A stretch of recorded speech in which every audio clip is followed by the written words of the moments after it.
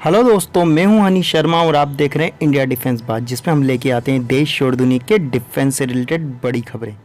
तो चलिए जान लेते हैं। दोस्तों, भारत के सख्त रुख के बाद गलवान घाटी से तंबू उखाड़ने वाली चीन का सरकारी मीडिया भारत द्वारा हेलीकॉप्टर, अपाचे और T-19 टैंकों की तैनाती से इतना भड़क गया है कि चीन के सरकारी प्रोपेगेंडा अखबार ग्लोबल टाइम्स ने भारत को धमकी तक दे दी है कि भारत ने कोई उकसावे वाली कार्रवाई की तो हम अब पूरी तरीके से तैयार हैं।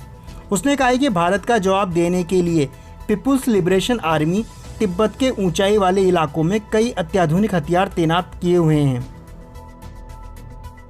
दोस्तों, यहाँ पे अखबार ने आरोप लगाते हुए कहा है कि चाइनीज सेना भले ही पीछे हट गई है, पर भारत लगातार वहाँ सेना जुटाने में लगा हुआ है और युद्धाभ्यास कर रहा है।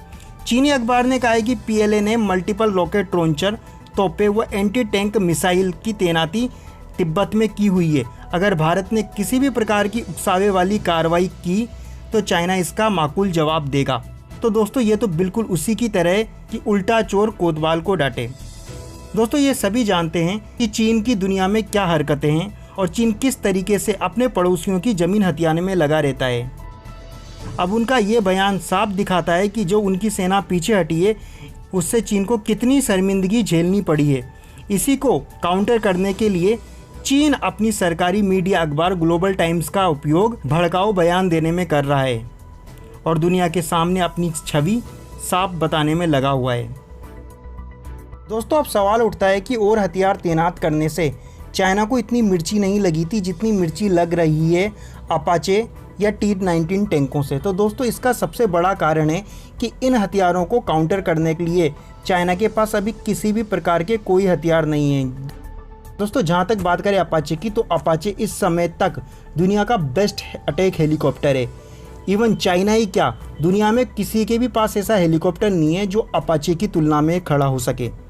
तो दोस्तों, इससे साफ पता चलता है कि जब चाइना के पास अपाचे का तोड़ नहीं है तो वो उम्मीद करता है कि भारत बाउंड्री पर अपाचे को नहीं लगाएगा।